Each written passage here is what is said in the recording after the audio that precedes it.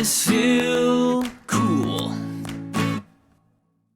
I love what I do here on the Check a Pro radio show, helping you, my listener, get the information you need about home improvement. We talk about HVAC, we talk about plumbing, and we're talking about electrical today with Luke Strange from Cool Hand Electric. Hello, Luke. Welcome back to the show.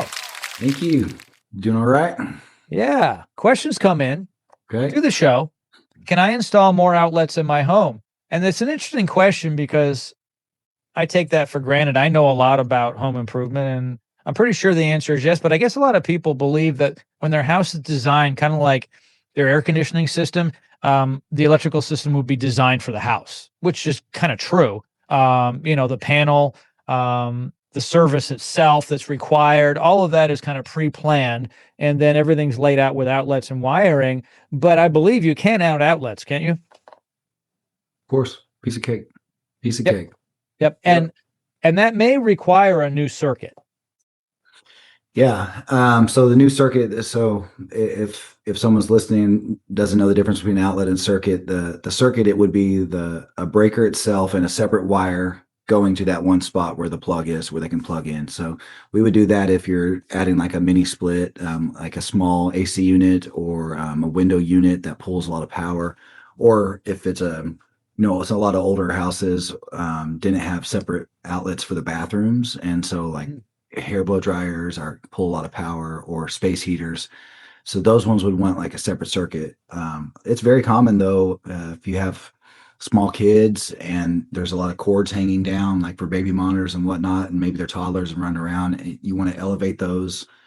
We could, if there's a plug down low, it depends on the location, but yeah, absolutely, we can put plugs anywhere. It's just depends on. A lot of people add plugs for Christmas lights, so have it instead of having extension cords going across their porch or their walkway. We'll add that. If you're getting a garage door installed and you don't have the power up there, we can add power up there. So absolutely, we can put outlets anywhere. That's our bread and butter. There's always a way. Sure. The Christmas lights, a lot of people want to have the lights near the roof, like on the eave, the outlet, which is great today, because if you can just plug it in right there, at the roof near the gutter, the eave area, that's ideal. And I'm sure you do some of that. Sure, it's cool. You can do a little time clock that's real down low in the garage somewhere, and then they can set times that they want it to come off and on, and that timer can control the plug. So to have timers in weird positions or getting on ladders trying to turn it off, there's a lot of cool stuff. Or let's say they don't want it all up in the eave. A lot of times you can go right by the breaker panel or on the opposite side and have a dedicated 20 amp circuit for that, and you can plug in tons of Christmas lights with a 20 amp circuit. Then you're not worrying about your porch going out, or your garage with the meats or the freezer and sprinkler system or any of the extra things that are normally on there. People like having a dedicated circuit just for that.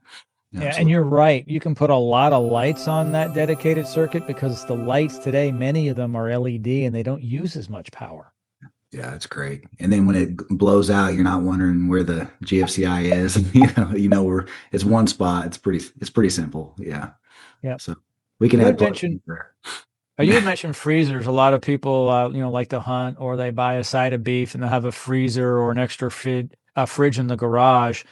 They may not have an outlet close by, but really technically they should have a dedicated circuit for that, because I know when you build a house today, that refrigerator, correct me if I'm wrong, is supposed to be on its own circuit. There's exceptions, but that's pretty common. Yeah, that's pretty common. So that's something you could do if someone says, hey, I have this huge freezer.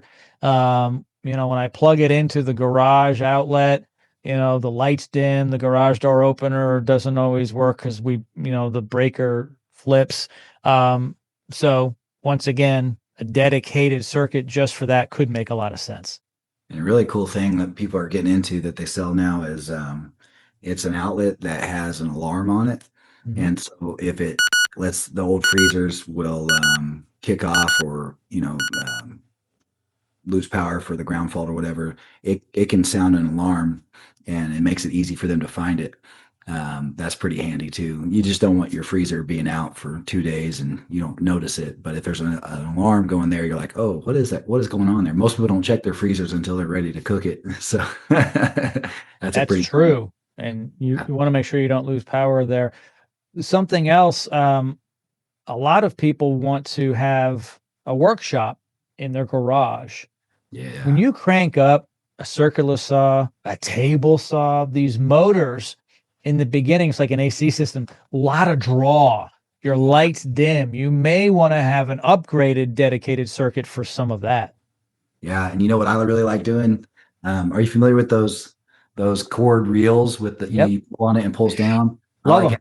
dedicated power in the ceiling and mount that up there, and then you can, most people will be working, but they also want to store something when they're not working. So it can be right in the middle of your garage, and you got that cord, and then whenever you're not using it, and that way it's not have to be stuck on a wall. It's retractable. I like doing that a lot. That's really handy. Very, very, very much so. Luke, as always, thank you for joining me today here on the Checo Pro Radio Show, having fun and answering questions for our listeners. Much appreciated. Absolutely. Cool hand, cool hand, cool hand, where excellence is filled.